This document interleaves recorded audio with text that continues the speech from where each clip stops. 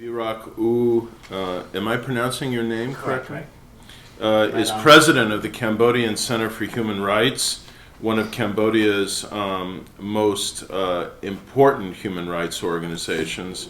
He's the recipient of the 2007 Reebok Human Rights Award for his campaign to free activists and decriminalize defamation in Cambodia, which, as you know, is one of the legal charades with which the regime persecutes critics.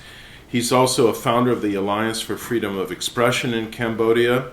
He is himself a survivor of the Khmer Rouge era in Cambodia and was a child refugee before settling in the United States in 1989. And indeed, he knows this area because his master in economics is from San Jose State. But he currently lives in Phnom Penh, where he leads the Cambodian Center for Human Rights. And he, like so many of his compatriots who've been struggling for a freer and more accountable society and political system in Cambodia, are in the trenches, working every day, often under very great risk. I would like to thank you for taking time from your very busy schedule to come here and visit Stanford. I'd like to thank Fane Greenwood for connecting us. I'd like to thank the Southeast Asia Forum and Don Emerson and the Center for East Asian Studies for co-sponsoring this session with CDDRL, and most of all, Virak. I would like to warmly welcome you and thank you for your work.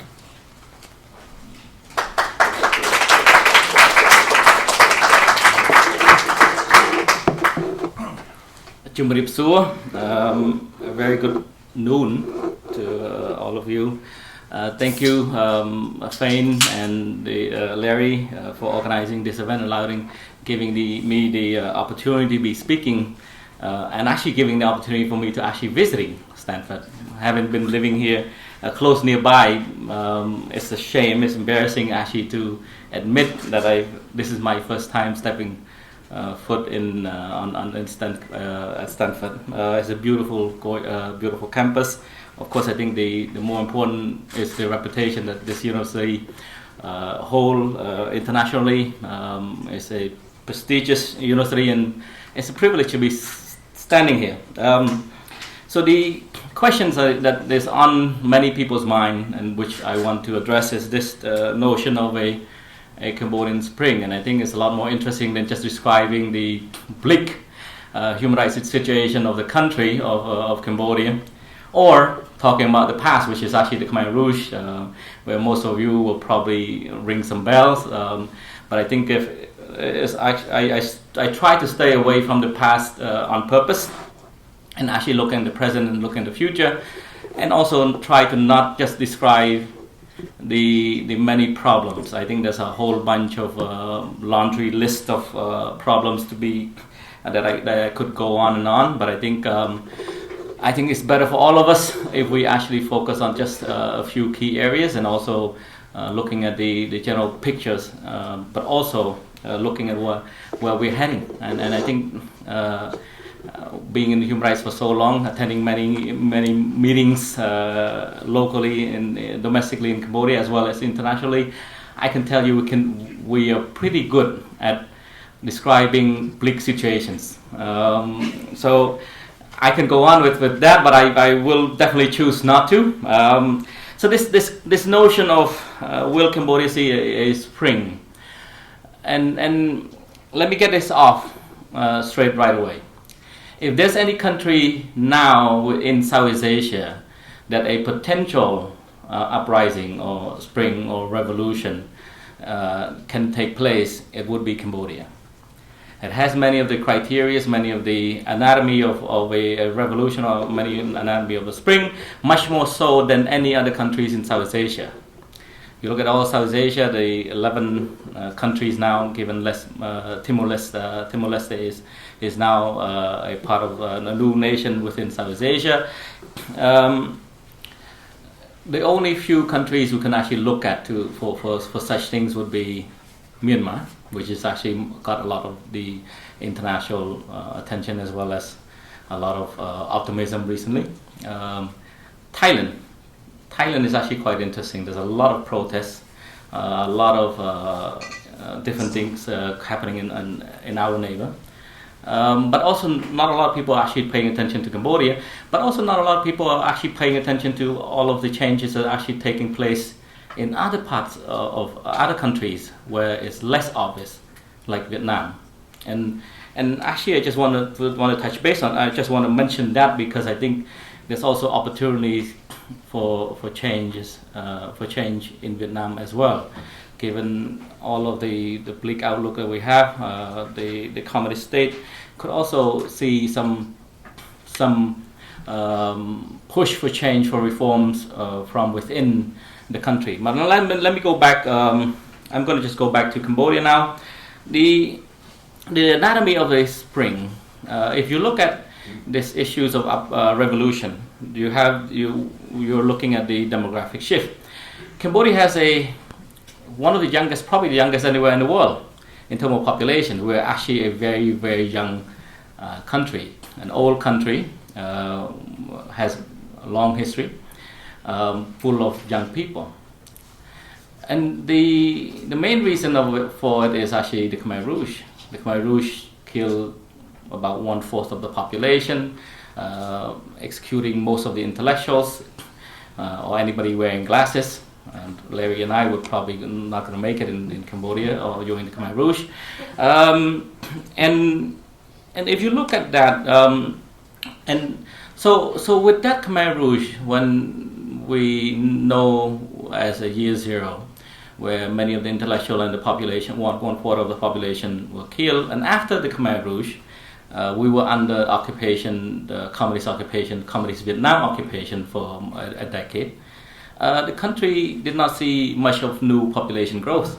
In fact, in the 1980s, many people like Bong Thida, who might know, and myself and my families, we decided to seek refuge in a third country. And we know full well what a third country really means.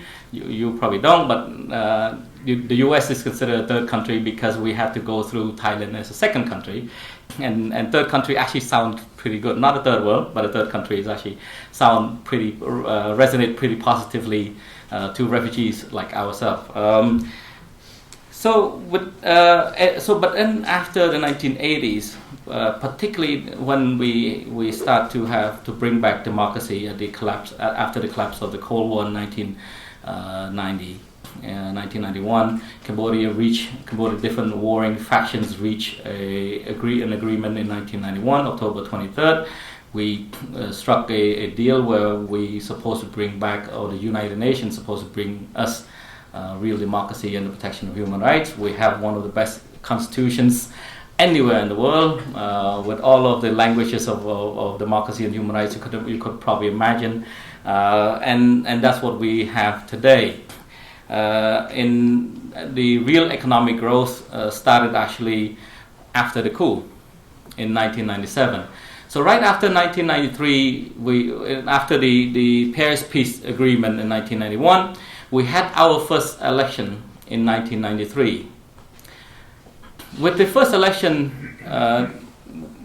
result in two main political parties back then was funded by, and the Royalist funded by Party, and the current Cambodian People's Party, which is actually a former communist, being the main parties. They actually struck a deal where they share power and create first ever in the world two prime ministers and two ministers of interior, two ministers of defense, two ministers of education, two ministers of just about anything, and then that was actually a formula that led to a coup in 1997. And believe it or not, right after the coup, that's when Cambodia is actually starting to have the first real stability and economic growth.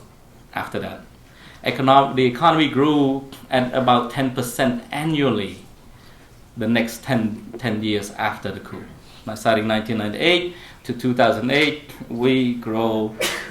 the economy grew tremendously.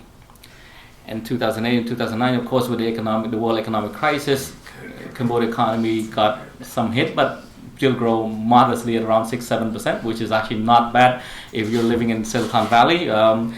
But Cambodia continued to grow, and it has continued to do so even today, this year. So you look at a few demographic shifts that's key to an uprising. One is we have a young population. More than 50% of the populations are actually under 30. In fact, if you look at the number, more than 50, which is the majority of the population of voting age, which is between 18 to 35, actually more than 50%, are actually between 18 to 35. If you're 18 and 35, you don't know the Khmer Rouge. In fact, I don't, like myself, I don't remember the Khmer Rouge. I was born during the Khmer Rouge. My father was killed in 1975, but I don't remember a single thing. But also, I remember some of the war days after the Khmer Rouge. But most of the Cambodian people, in fact, do not remember the war day, and that's somewhat significant. Second is you have this young post-Khmer Rouge baby boomer generations who's now are turning, are actually becoming the late 20s, in the late 20s. What happened is actually when you're in your late 20s, you're actually becoming a bit more ambitious. You actually probably want more. You're no longer just radical teens, but you're actually becoming more ambitious and actually making more demand for yourself, your families, and probably for your country as well. We also have one of the fastest urbanization, I think, in the region. Urbanization is quite interesting. If you look at the old data, which most international and local people do look at old data, people will assume that Cambodia is actually a very rural, remote country. We actually still believe in this number, that is 80% of the populations are farmers. If you're Cambodians, that's the number you're holding on to. The problem is that number never changes. If you talk to many of the Cambodian activists or Cambodian intellectuals or even international media will cite that number. 80% are actually Cambodian farmers. That's not true. That's an old number. Anything that's a few years old is actually quite old number in Cambodia. So that number is not true. It's definitely not true. The number I put is actually at most 50%. And this is actually quite an interesting look at the demographic shift. Not a lot of people actually recognize this shift. There's a rapid urbanization, and less than 50% actually remain as rural farmer, which means more than 50% are now somewhat urbanized. And this is actually an interesting indicators for us to look at if you look at a possible revolution, a possible Cambodian Spring. But also economic growth, as I mentioned earlier, contribute to quite a lot of the urbanization, but also urbanization contribute to economic growth. But the two combined actually helped in people wanting more.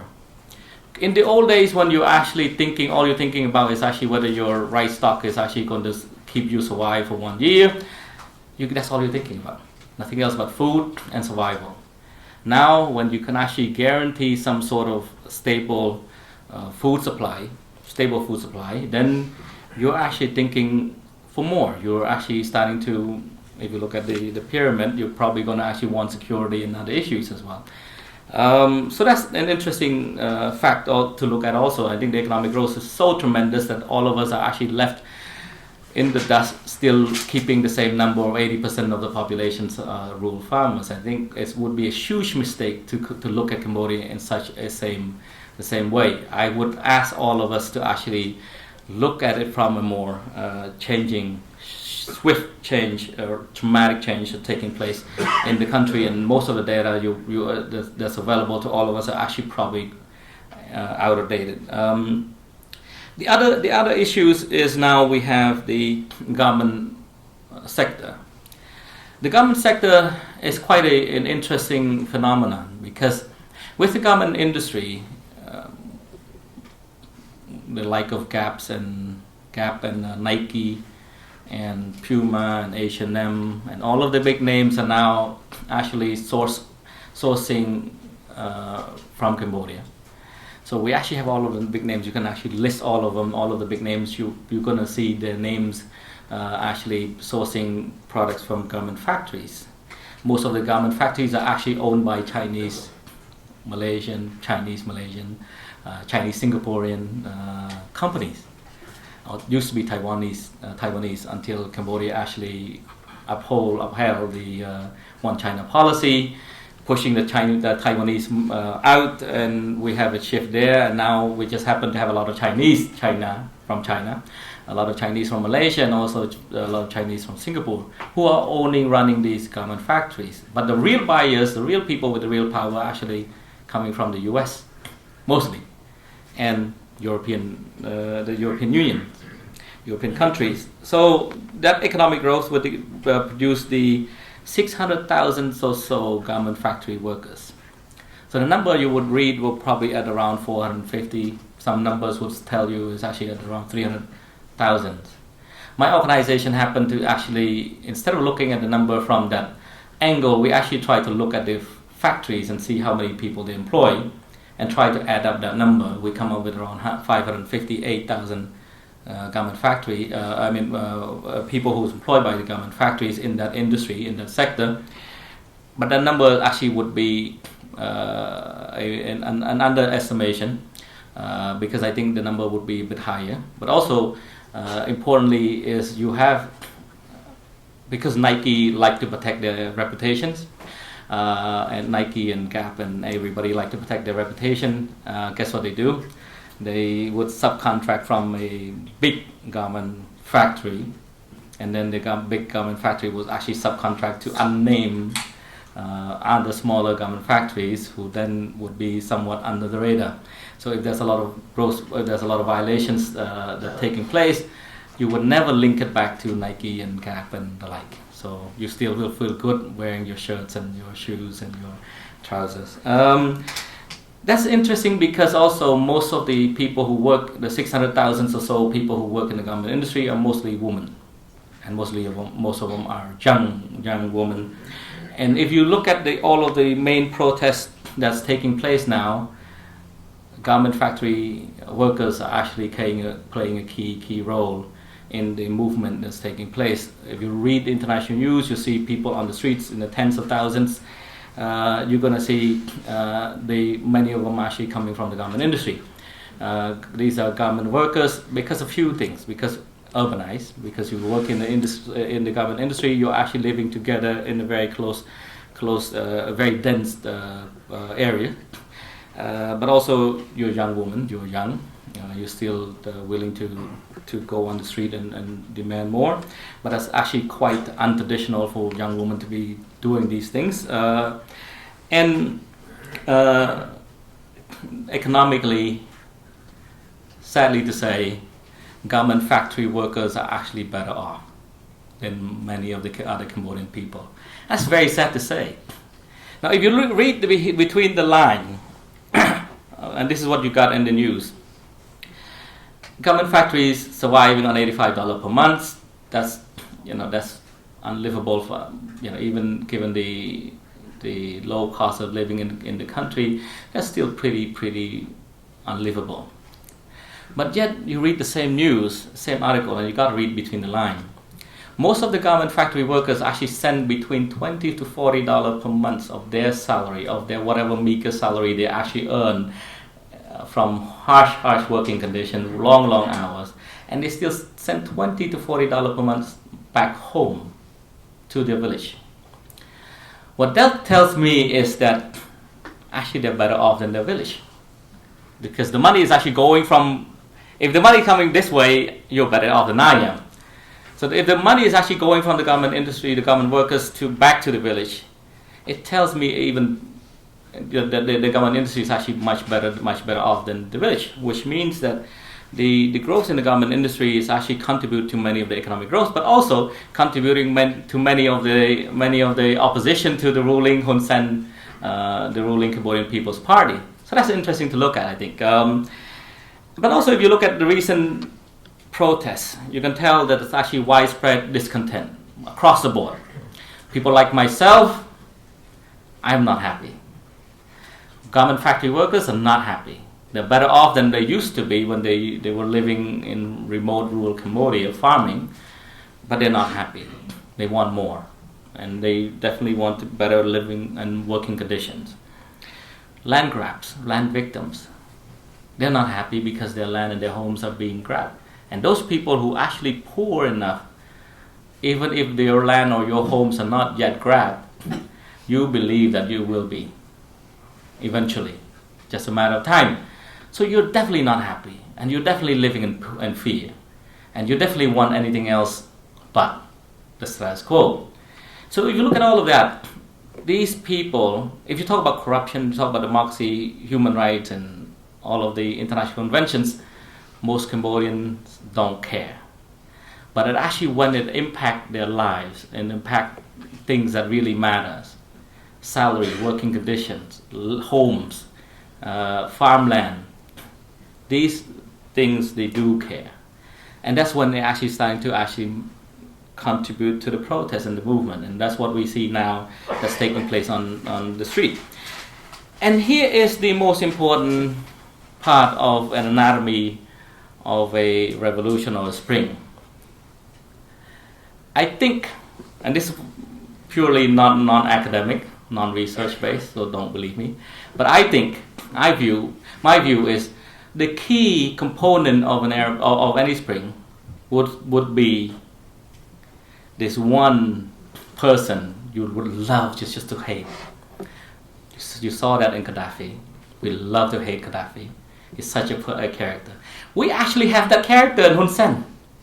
If you listen to his speech, for Christ's sakes, calling people deranged and activists, different names, and wanting to close the door and beat the dogs, and all kind of different analogies to try to tell the world how horrible or how brutal it could be. It's actually a quite interesting character. It's actually quite a character we would love to hate as well. Only if actually we can see more of Hun Sen, you would love to hate him as well. And the Cambodian people actually have that in the whole mix. We know exactly one character that can unite us. If we want to fight communist China or communist Vietnam, God's sake, that's boring. I don't want to fight communist Vietnam and one communist party. That's very, very boring. Gaddafi? Definitely. Hun Sen, if you're actually in Cambodia, if you listen to the Cambodian, the speech he made in Khmer, in the native language, oh my God, you would love to hate him as well. It's actually quite a lively color character that you just find very, very interesting, but also you find every reason to dislike the guy. So you got that main component, that main part of an ingredient for a potential revolution. After describing all of that, are all of these shifts, all of these ingredients enough? My short answer is no. Going back to the urbanization, for example, we got 50% of the population urbanized, which means about 50% of the population's yet to be urbanized, still living in the remote Cambodia. You got economic growth. Can Cambodian government factory workers living on $85 per month save enough money to actually have a protracted fight, protest on the street? Can they actually survive for more than a month, or let alone probably 2 weeks, right? So you got to look at these factors as well. I think there's a lot of tremendous economic growth, but are they up to par? Can they actually have a long fight? You look at the issues of the post-Khmer Rouge baby boomers. They're in the late 20s, very ambitious, willing to go on Facebook and call different people all kind of names. They know how to. They call me all kind of names as well. But are they able to plan, to strategize, to put something together where actually that movement can take on a life of its own, can grow big enough? The problem is actually when it's small it's easy, but when it's actually going to be big, a big movement which is required to see revolutions, that's going to be a lot more difficult to manage. And if it's going to take weeks, months, and years, it's a different animal. You can actually take it to the street for a few days. That would be fun. You don't need organization. You don't need planning. In fact, you don't need anything. You just need to be unhappy, frustrated. It's easy for all of us to be unhappy and frustrated, particularly if you're young and you're like myself, human rights activist. That's where we're born. That's who we are. We're born that way. We're born frustrated. So it's easy to be frustrated, but it's not easy to actually have a long, protracted movement. So that's going back to: are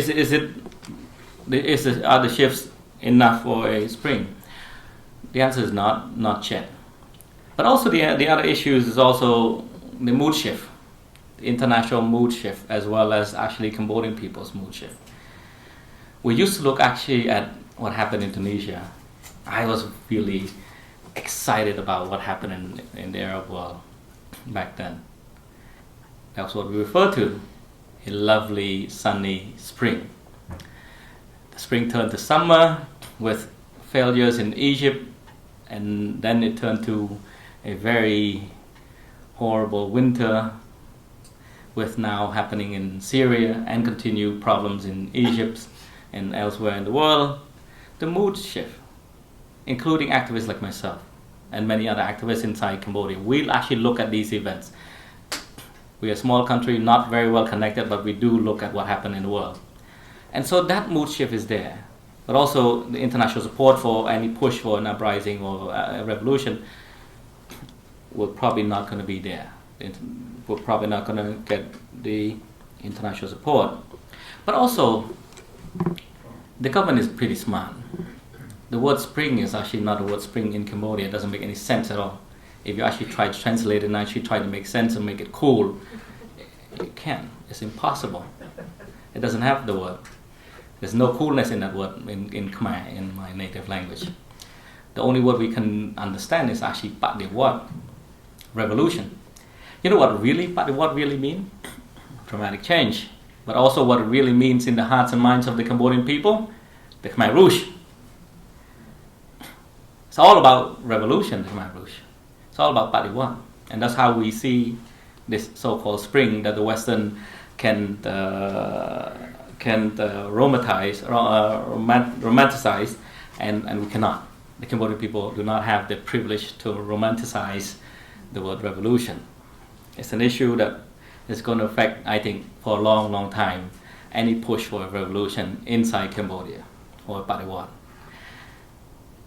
Now, let's look at the other issues, why it's going to be very, very difficult, I think, for a revolution to take place now.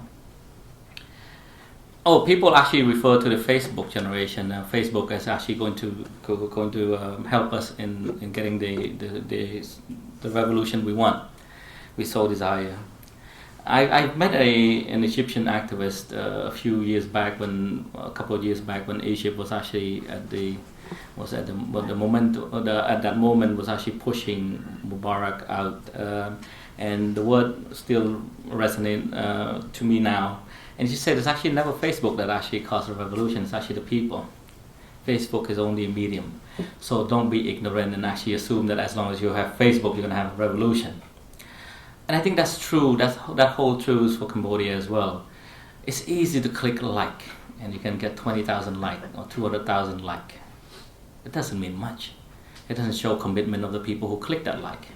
What commitment does it take to click a like?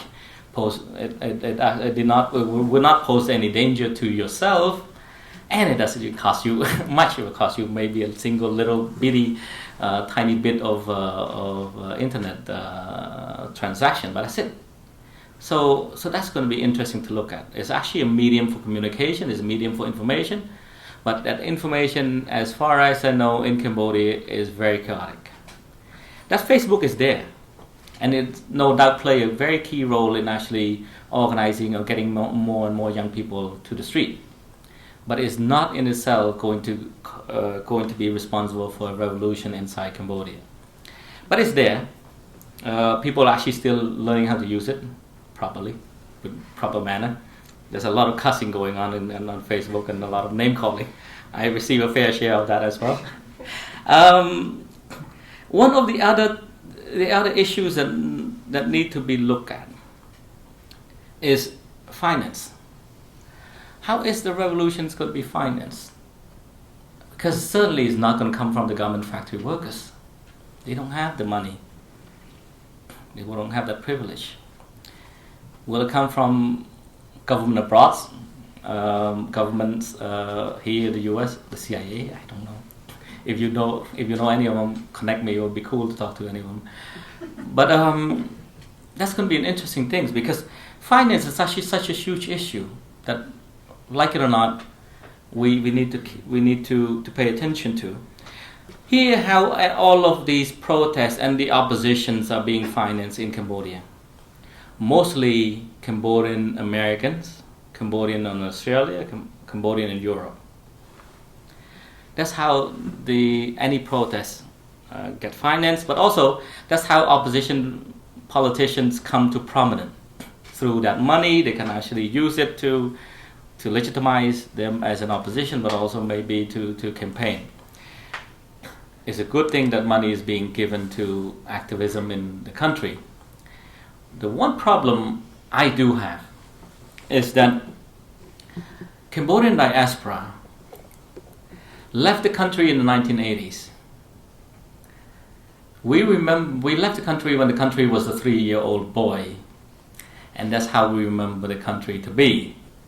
In the 1980s, we were under the occupation of Vietnam, a communist state. We were just right after the Khmer Rouge. We left the country, and that's how we remember this. Everything is so bleak, and that was actually why we had to leave the country. 30-something years on, we don't care. We still remember that country, that little boy, to be that little boy. And when Cambodian diaspora is driving Cambodian opposition, Cambodian politics, Cambodian activism inside Cambodia, it's actually they push their own agenda. And their own agenda is actually to fight Vietnam out, to get Vietnam occupation, to free Cambodia from Vietnam occupation. And this is explaining why you hear a lot of the anti-Vietnamese rhetorics being played out in Cambodian politics.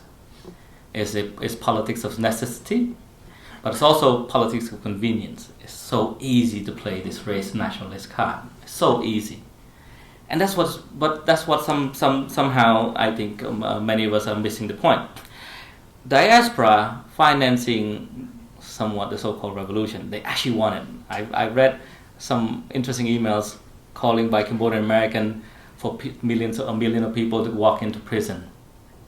Well, it's easy for you to do it from Washington D.C. or Virginia or San Jose. You can just click one button, send a short email. This is my suggestion. That's how we're going to get a revolution. Let's sacrifice more blood and sweat and blood and stuff like that, and go to prison. Well, you're sitting from you're an armchair revolution. It's not going to work.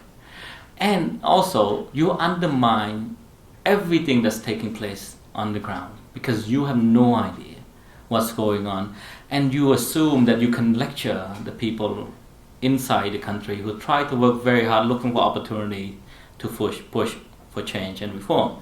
So I would ask Cambodian diaspora to pay attention to this, which I had done, and I got a lot of hate mails for doing that. So you look at the finance is interesting. Finance is not there because the opposition depends on Cambodian diaspora. The problem with that is, therefore, the local businesses, for example, in Cambodia, who actually have more money, did not participate in the revolution. They don't want anything change. They don't want anything. They don't want any change, because the message being sent out by the leaders of the movement, particularly the opposition leaders, are one of drastic change, and that's what a revolution is actually mean anyway. So for business people, for the middle class people, they don't want to be a part of it. They actually hate Hun Sen. They love to hate him as well, actually, believe it or not. Many of the people inside the country actually do not support the CPP, the Cambodian People's Party, or Hun Sen. The problem is any push for drastic change, particularly getting the message from Cambodian diaspora, doesn't resonate with the Cambodian middle class or the small business owners inside Cambodia. And we don't have a symbol. We actually have a symbol of who that unite us in opposition. We know who we're fighting against, but do we truly know what we're fighting for? Actually, we don't. And this is actually an interesting thing, because until today, I haven't seen many of the people who push for a revolution, regardless of what name they call it, I haven't seen their agenda. The only thing I've seen is actually how much we hate Hun Sen, and, believe it or not, how much we hate Vietnam and the Vietnamese people. There's no distinction between Vietnam government or the Vietnamese people, and there's no distinction between the Vietnamese people, Vietnamese government, and Hun Sen, and the Cambodian People's Party, or anybody who supports the ruling party. That's actually a formula for disaster. We actually go into this with a lot of hate, a lot of anger. That's a formula for disaster, because it doesn't tell me what they're actually hoping for. There's no hope in any of these things, because the only symbol is actually opposition. That's why I said the opposition to Hun Sen, opposition to Vietnam, the Vietnamese people. But we have no idea what we're fighting for, and that's what I'm a bit concerned now with what I'm seeing on the ground. And the other issues with the revolution, which I think I want to address briefly, is this issues with the moderates and the radicals. There's actually quite a lot of radical people out there. There's a lot of moderates. There's people who's actually fighting for living wage, which all of us can support.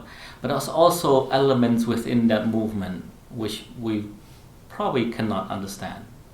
Actually, many of the protests, many of the crackdown recently, for example, the killing of 4 or 5 activists, for example, has very little to do with wage, minimum wage. It has to do with more of nationalist, anti-Hun Sen, anti-Vietnamese protests, and that's what concerned me significantly in the past few months. But also, the moderates and the radicals are actually quite united in the opposition of Hun Sen. What happened if you remove Hun Sen out of the formula? For example, he decided to resign, or he just quit, or he's gone. What will happen? Because there's nothing that will unite the radicals and the moderates. And in that case, my prediction is the radical will win the day, will definitely prevail, not the moderates. You know why? Because the moderates are moderates. We are just sitting down, giving some moderate views. We're not going to take drastic actions. We're not going to call for anything drastic. People don't like that, particularly in a situation of chaos. People like radical sentiments. People like radical policies. And if we create that chaos, we got to be extremely careful, because I can assure you that the radical will win the day. And if you're going to go into this push for revolution, you got to be prepared how on that one point, how you're going to actually stop the radicals from winning the day if you win the revolution, if you actually get your way. So that's the issue. And then let's look at what can the international community do. When we look at this Cambodian spring, we're assuming that, my argument is, we won't see it. Not that it's not desirable. It won't happen. We're not ready. Second, it's not even desirable. But having said that we're not going to see a spring, does that mean we're going to actually have the status quo, with Hun Sen getting free reign and doing whatever he wants? My answer would be no.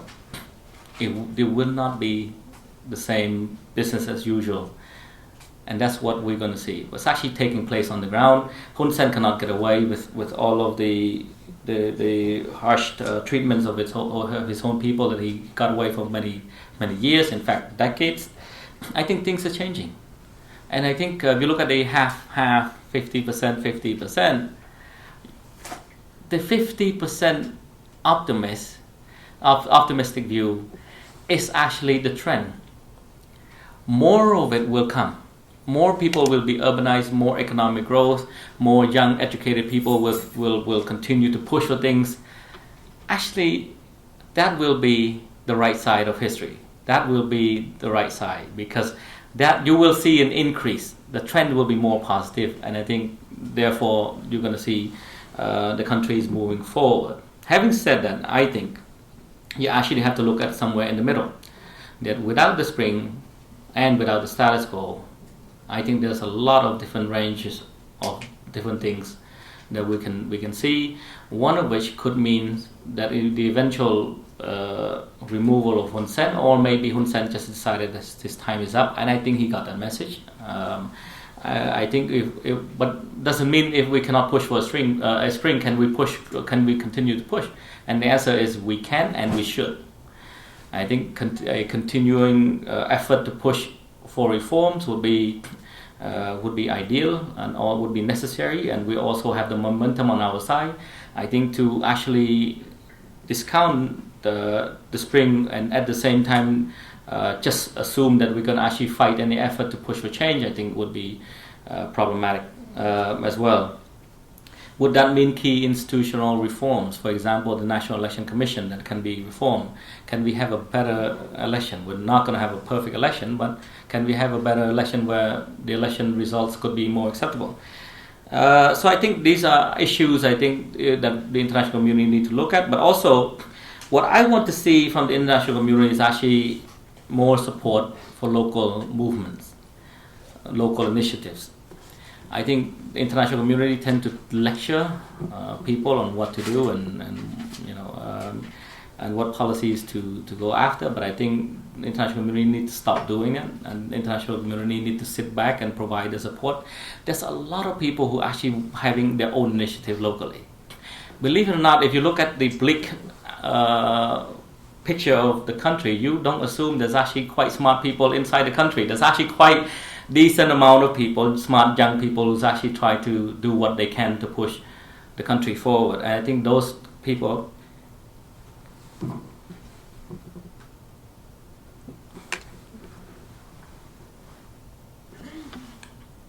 will need the support. And definitely no sanction, not now. I think there's a lot of calls. It's easy for us to call for sanction. That's the easiest things, right? And it's easy for us, for the international community response with sanction, because it's such an easy thing. It's quick, drastic. You can make public. You get the support of your people. You can make claims, all kind of claims, and all kind of good claims you can be making. But I would definitely don't want any sanction. The reason I don't want any sanction is I think it's easy for us to see that the rise in the number of crackdowns as a negative sign, but I would say that's actually quite the opposite. There's actually more and more people willing to push the envelope. More and more local people willing to fight the status quo. And that needs to be supported, not to be stopped with the sanction and isolation of Cambodia. I think that would be the opposite outcome. If we are actually moving in this direction, something is going right, and we reach this crossroad, and all of a sudden we decided, let's not continue that. Let's give let's put a blanket sanction on Cambodia and isolate the country, isolate Hun Sen. Actually, that's not going to work. In fact, we would be walking back so far if that's to be done. So I'm opposing blanket sanction. If there's any sanction to be made, it got to be very, very targeted. It got to be very smart or targeted sanction. Similar calls recently, I've heard, for example, Cambodian American actually calling for consumers to boycott products made in Cambodia or garments made in Cambodia. That's a horrible, horrible thing to be calling for. Not every actions will lead to positive change, and that's what we need to be very, very conscious of. I don't support that. There's a few brands that might be responsible, but not all. But even if all are responsible for the horrible working condition, at least the horrible working condition is actually far better than when they were actually at rural Cambodia. And so you got to look at it from that second side of the coin. And that's what I'm asking, that any efforts will not hinder the progress we're pushing. Support more, instead of more sanction, I would encourage the U.S. government to engage more. To engage with the Cambodian government, including Hun Sen, the guy we love to hate. But also, more importantly, to make sure to support local initiatives that will drive the agenda. We have a lot of able people. And what I would ask for is actually more patience. By nature, we're not patient people. That's why I'm in the human rights field. But I would ask for the international community to have more patience. Pushing it too quickly, a half-hearted revolution might be troubling. And I would ask for everybody, all of us, to be a lot more optimistic, as I am. Thank you.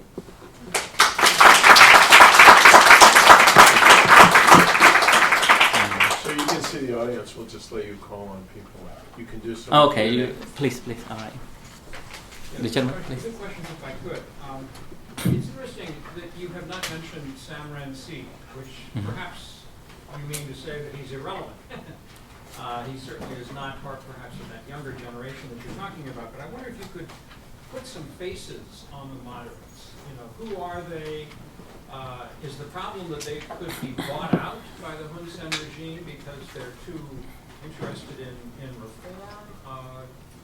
Give me a little bit of information on the moderates. And then the second question is this.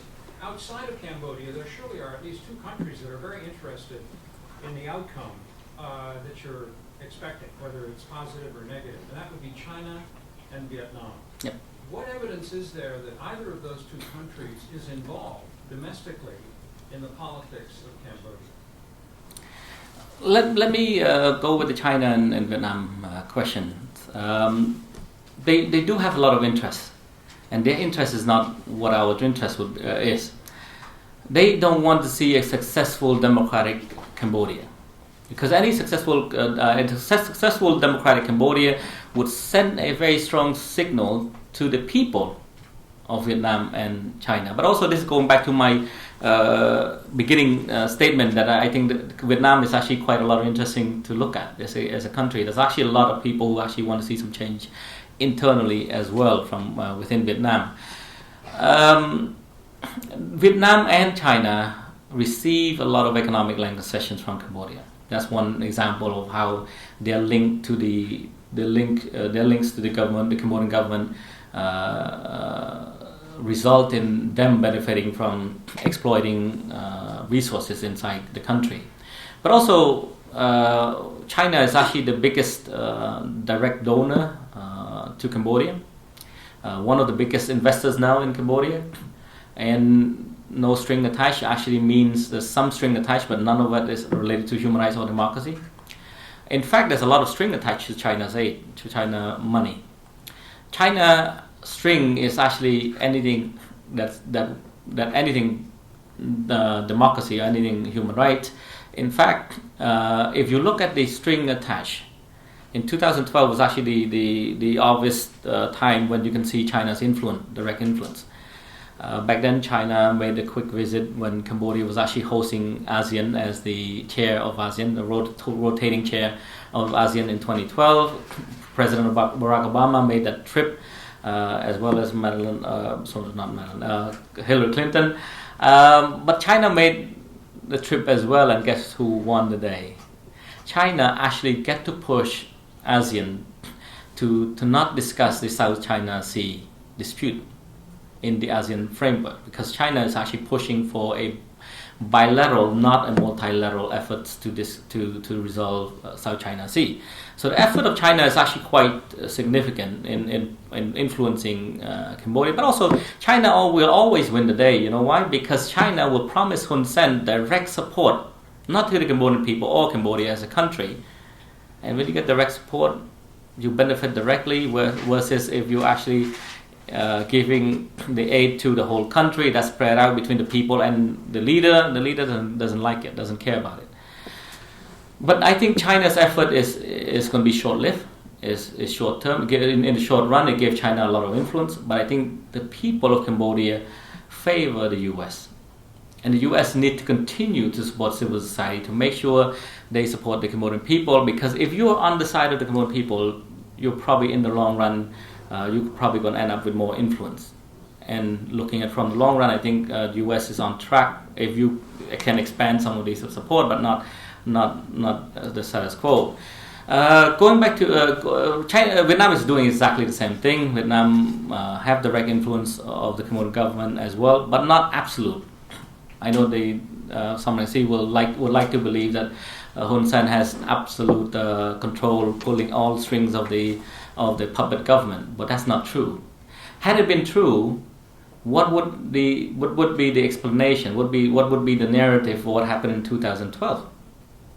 You can never make sense of what happened in 2012 if you actually believe that Vietnam is actually pulling the string. Believe it or not, Vietnam and China are both communist states, but believe it or not, they're actually in conflict. They are fighting the South China's issue. Vietnam was pushing Cambodia to address, during ASEAN chairmanship, to address the South China Sea. China actually have a different opinion. China has more weight. So that's my view. But that's going back to something. See, is he a moderate? I think he is. But he's not a man of principle. He's moderate because I think he understands the bigger picture. He probably he doesn't want to be a dictator himself. Probably not. But he's not a man of principle because he has chosen politics of convenience, which is actually the nationalist card that he's been playing. And the things he's all over the place. The demand he has made in the past would contradict each other every single time. And guess what? Recently, Sam Rainsy declared that he's ally, fully supportive of China and not the U.S. He's a true ally of China. And the reason for him to do that is actually this notion that if you're fighting Vietnam influence of Cambodia, you got to go with China. And that's Sam Rainsy's argument he's making. Now that's a bit of a politics of convenience, but also that's a Cold War mentality going into this, and I think that's dangerous. Because we've got to look at you've got to look at foreign policies beyond that. And looking at beyond that, I think is something that Sam Rainsy cannot do. And that's what's really, really upsetting about the whole thing. Because it's not China. If it's not Vietnam, you still have Indonesia. You still have your friends in the Philippines. Actually, the president of the Philippines is actually Sam Rainsy's friend. And for the statement he made related to South China Sea, he basically angered just about everybody in the world except for China. He want to anger Vietnam. Well, he managed to do that, but he basically angered just the rest of the world, including Japan, Korea, the US, European Union, human rights activists. So that's the problem with Sam Rainsy. If he cannot escape that mental trap of the 1980s, he cannot lead the country in the right direction. And that's my view. So is he a moderate or radical? I think it's just not principled enough. That's all it is. He's a smart guy, all right? I give that to him. He's a smart guy, but he got to be a lot more principled. Thank you. Yes, sir. Thank you for the talk. I wonder if you could elaborate a bit more on what the primary drivers or determinants of change are in Cambodia. You mentioned demography, both the youthful population and urbanization, and rapid economic change, which of course is linked to the two. But you asked for more international support to civil society. Yes. Clearly the two are related, but where is the primary thrust coming? With more investment, more strings on the nature of investment drive Cambodia in a positive direction faster than support for civil society activities, or the opposite? I would say in the past 20 years, particularly when the space was not there, support to local civil society was actually quite essential. In fact, when Sam Rainsy was abroad in exile, he escaped prison sentence. the only voice in the country was actually those of civil society, of human rights, mostly human rights organizations. I think that has changed, and I think we need to change as well, local organization. We are stuck in the past also. You know, what happened in 1992, 1993, billions of dollars actually being thrown to Cambodia. And so what happened is actually the money drive the civil society, not the other way around, not as if we actually have a plan, a strategy, or whatever principle we're trying to fight and then we seek support. That's not true. The support was there and now you should fight. Now you should have a plan to push for things. So that's the civil society in Cambodia that I think was established in 1992. We haven't changed much either. I think civil society also need to strategize, need to shift, need to look locally as well. There's a lot of movements. There's a lot of people who are actually activists who's not supported by the like of USAID, for example, or international money. Those people are starting to have some voice as well, but it's not there yet. But I think that will increase. Hopefully, I hope that will increase. That will be the new voice.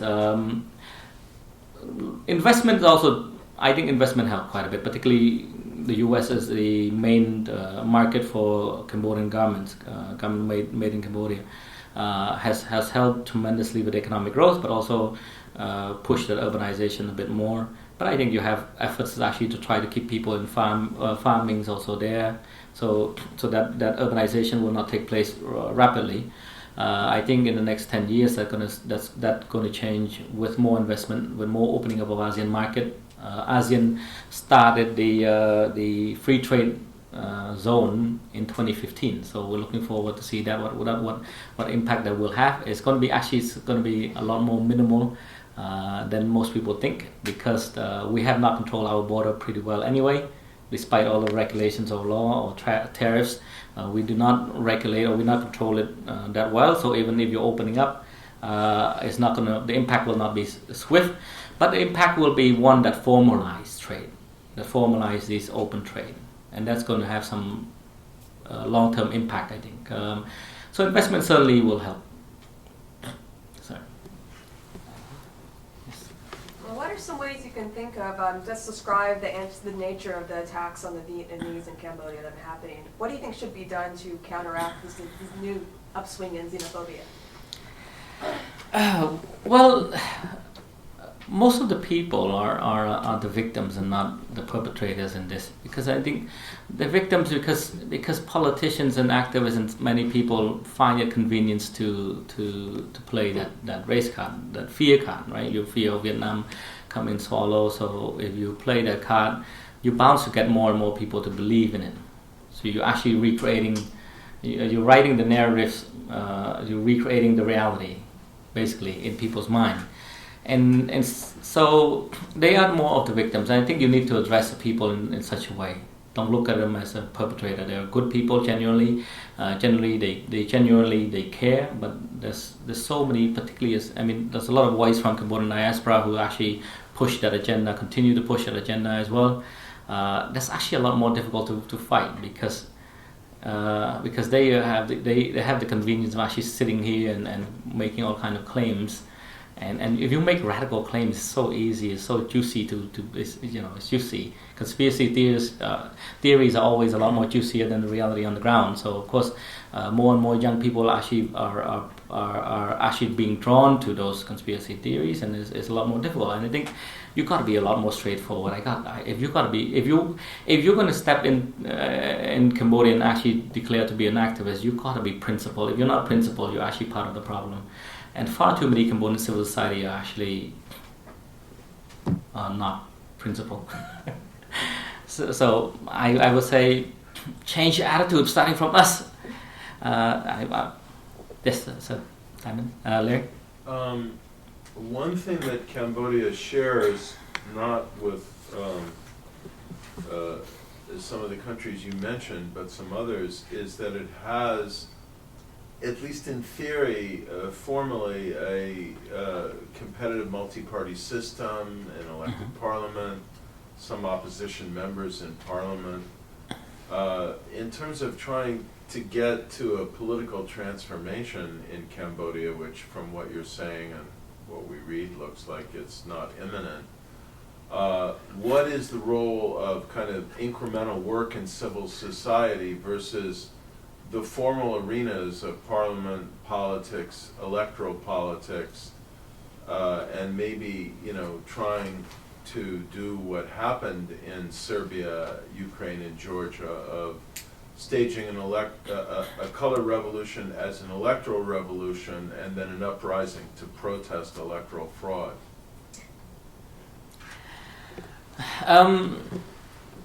If you look at what happened in Thailand, and Thailand is actually quite interesting because you have multi-party system, parliamentary system, but also you actually have a fair, somewhat fair election. People still don't like it. People still are still not happy with it. A lot of people don't like it, but those people are not a majority of the country. Well, and this is also an interesting aspect of any revolution, right, or any push for a drastic change of regime. Sadly, I mean, what happened in Thailand actually resonated, or Cambodian opposition, Mr. Samrang actually cited as well for his reasons to protest. He said if you can actually protest against a female prime minister, he said in his own word, if the female prime minister can actually call for a re-election, why Hun Sen had to be so weaker than a woman? So that's Samrang's, not mine. So if you look at it, I think that in itself is not absolute in that it will prevent revolution, election, multi-party system. That's why I said we, civil society, have a responsibility in that we need to be straightforward. The shortest distance is actually a straight line. We need to be straightforward, we need to be principled at all costs. And I think if you're not, then you're actually going to create what happened in Thailand. Basically, we're actually fighting an oppressive regime. We're actually fighting this oppression. And guess what we get at the end of the day? A polarized country. And that's what scared me the most. It's actually, we could be fighting Hun Sen and the oppression, and all of a sudden we could actually having yellow and red or whatever color we can actually think of in Cambodia, but that's what we're having now. And this anti-Vietnamese is actually being used to polarize Cambodia also, because it's actually used to be the game played by Hun Sen and the Cambodian People's Party, but now it's actually the same game being played by Samrang. If you're principled, you're going to call both wrong, right? If Hun Sen's doing it is horrible, is vicious, we got to call Samrang out for the same exact tactic. Hun Sen used to say, if you're not a part of the CPP, you're a radical opposition who want, foreign invasion or whatever, you want different things. He just basically tried to alienate you and label you as the enemy of the state or enemy of the people, enemy of the reform. And now Samrang is doing exactly the same thing. If you're not part of the Samrang opposition movement, you actually Yuan. Yuan is actually Vietnamese.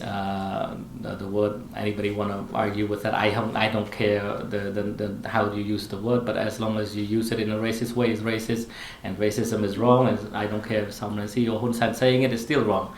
But Samrang playing this card is actually very, very dangerous, because Samrang is actually playing it from politics of convenience. He actually understands it, but his supporters doesn't.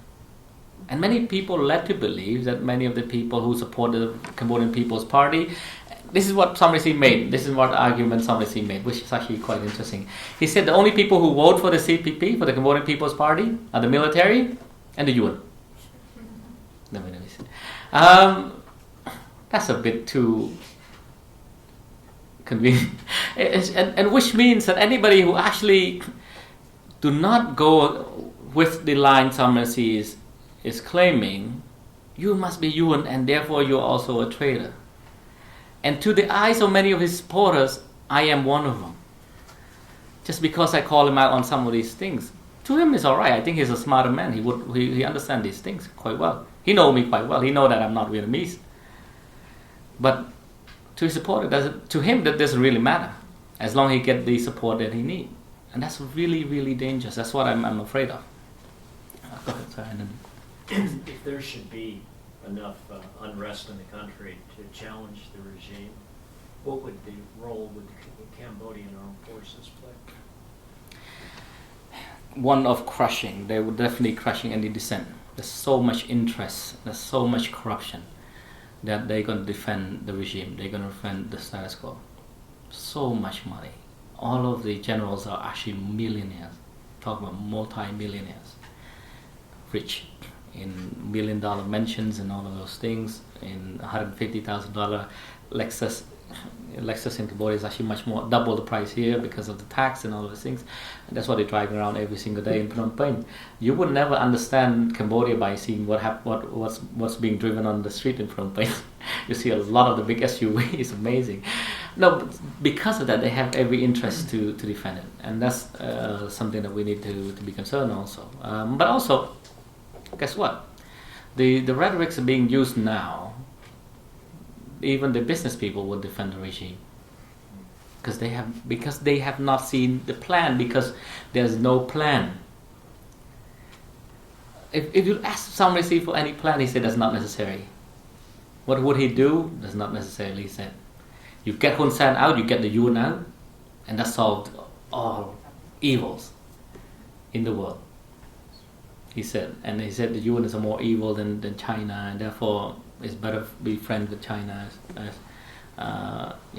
versus the Vietnamese. I think it's a very sad way of looking at world politics, but also a sad way of looking at how we're going to deal with this situation of Cambodia. Anyone, please? Yeah, I think that the one way that the West can help is to support or change the election committee. I think in 5 years there's going to be another election, and if we can change that, I think that is probably the best way. Instead of going and helping one person or the other, let's hear the people's voice. Because right now, what they want, the revolution actually the protesting is about wanting their voice heard. I think that we can provide a way for their voice to be heard, and then the rest is however the outcome would be. What do you have to say about that? I think the international community need to look at the mechanism and creating a fair playing field. And that's why I said there's certain principles that need to be upheld and need to be fought for. And that's our role, international as well as local organizations and local activists like myself. I should never choose side. I should never care who will win the day. Now, will the Sam Rain Sy party or the CNRP, the Cambodian National Rescue Party, the only opposition party, can they win in 2018? There's a lot of people who actually say they will. I actually think differently. Even if the election is going to be free and fair in 2018, the opposition will not win the election. And here's why. Simple. Because Sam Rain Sy has no plan. The opposition has no plan. And because they cannot escape themselves or get themselves out of this mental trap that everything is actually orbiting around Vietnam and the Vietnamese occupation. If they fail to see that, they fail to propose anything that makes sense to thousands and millions of people. How are you going to attract the small businesses to support you? Essential key component of a successful opposition. You can't, because your policy or lack of policy scared the heck out of people. You don't tell people how that change will look like. Can you have comfort in that change? Everybody wants change. All of us. It's nice. But we want comfort as well. For majority, we want comfort. We want to know what that change will look like, and that's not there. That's not being presented. The reason I say he cannot win because he will not sit down and come up with policies that make sense. If he sit down and actually plan and look internally, look at himself and look at the party, definitely 2018 is actually for him to take. He doesn't do much. Hun Sen and the Cambodian People Party know how to be so horrible that they can actually know how to lose their own election. But it would just require the opposition to be just a bit more optimistic, a bit smarter, and looking at policies, and not just play the scare, hate, anger tactics. I'm going to go with her first. Sorry. Sorry, I've got your name. Sorry, Ella.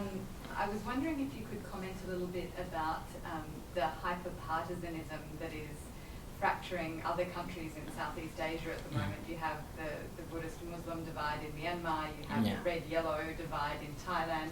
I wonder if you worry that this is rising in Cambodia when you're speaking about this move against particularly Vietnamese people, this idea of the other being targeted as a way to unite ultra-nationalist causes.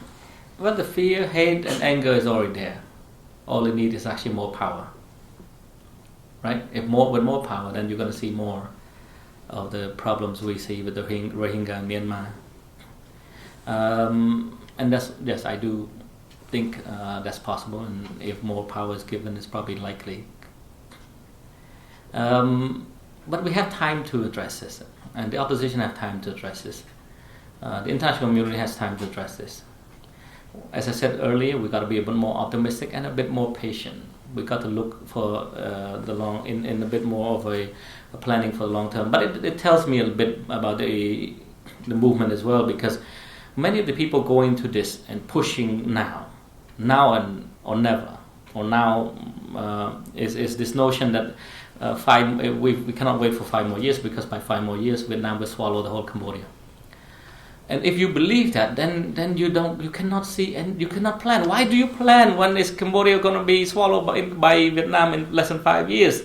Any plan will not make any sense. That's why I said they're going to lose in 2018, because they cannot see beyond that. If they see just beyond it, just a little bit, they will win. This election is actually for them. Hun Sen and CVP is so horrible. They cannot reform drastic enough. They cannot satisfy the young population enough. They don't know how to do it at all. They're horrible old comrades, old men who was out of touch completely from the reality on the ground. But it just needs the opposition to understand. Let's we move away from this trap and look at the country as it is, instead of trying to always write the narrative of convenience that just get quick support. I mean, if this is why I said you've got to push for the reform of the election, so you can actually create free and fair election. And if you push that now, which I said earlier, you have to continue to push. You can't just let it go and accept. If you cannot have a revolution, then you accept the status quo. I don't think that should be. I don't think that should be the agenda. But I think you got to understand these things. So, please.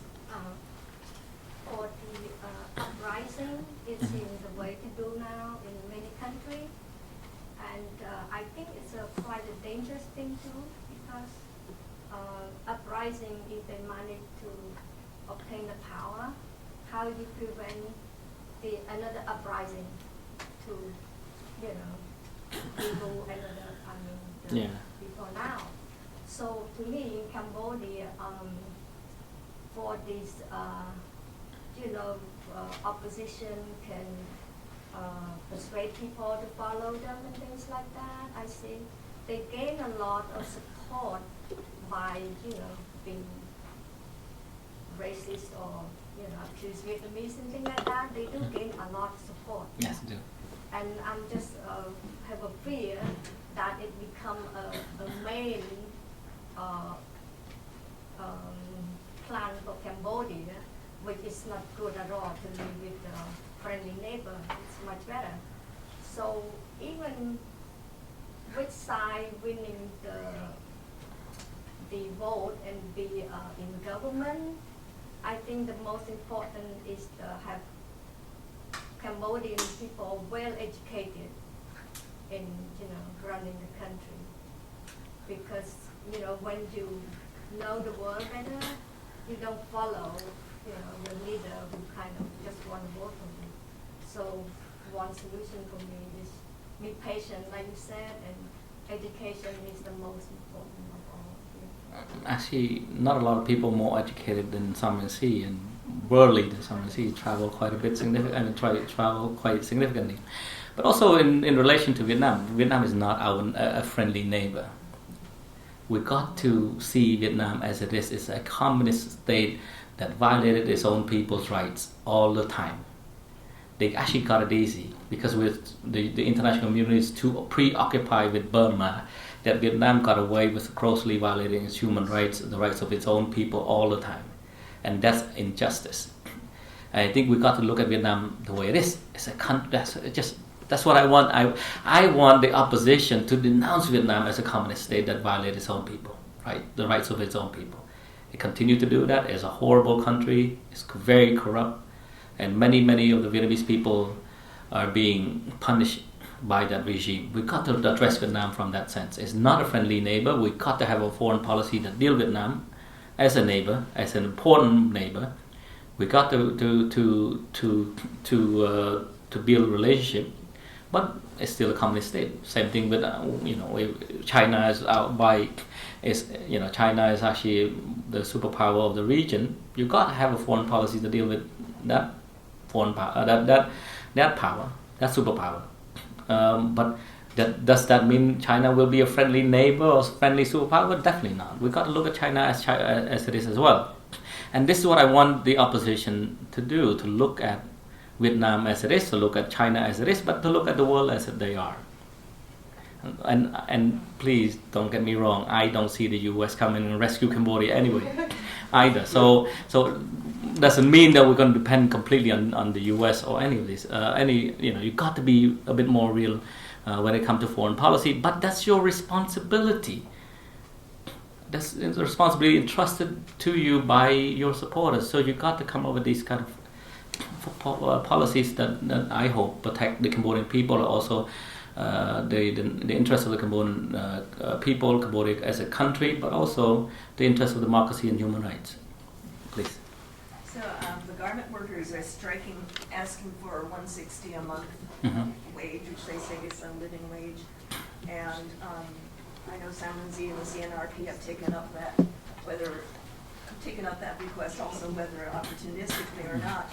But and in response to some of these strikes, I know that the government has said, okay, well then we'll actually go up to $100 a month. So my questions are, what do you think is actually a realistic, obtainable salary? And the other is, what is the appropriate response for international community to do in terms of supporting garment workers? I mean, you said don't boycott goods from Cambodia. Do things like better factories, or are there other, external, international means to actually give reasonable support to the garment workers? If you want to address the garment factory in Cambodia, you actually have to address it internationally, because we're competitive.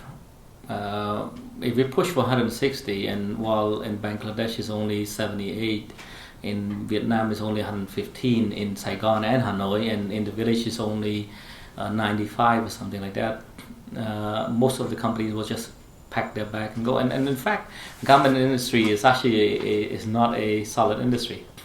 It can all easily move. All you need to do is actually packing your sewing machines and build. What they did is actually they use the aluminum roofs and aluminum, right? That's very light and cheap, and they can go. And Burma will become a competitor in a few years. They're not competitive now, but they will be competitive in 5 years or so. That will be another market. So you want to address the garment industry, you got to address it from an international perspective, not just on Cambodia alone. What would be a fair wage? The best, the most would be looking from a living wage, decent wage perspective is actually half of the equation. Any economist will tell you that. You got to look at the other side as well, which is actually the demand. So, as I said, you got to look at the international market as well. I would say what's really interesting about the minimum wage, which I don't usually support as an economist by training, I don't support minimum wage, but what's interesting is actually it pushed for government to reform. Because when they actually have to comply with a certain minimum wage, they actually had to cut back on the corruption, the red tape, and some of these issues as well to make sure that the industry can still survive. But if you push it, if you double from 80 to 160 overnight, even a willing South Vietnamese government cannot fulfill that. And that's what's really scare me. I would say you can push for 110 or 120 now, or you can actually push for 200 in a few years. That would make more sense because it would give time for reforms, time for adjustment. Well, I'm sorry that we have to close, but we do close at 1:30. So thank you so much for a very objective and yet passionate presentation. Thank you.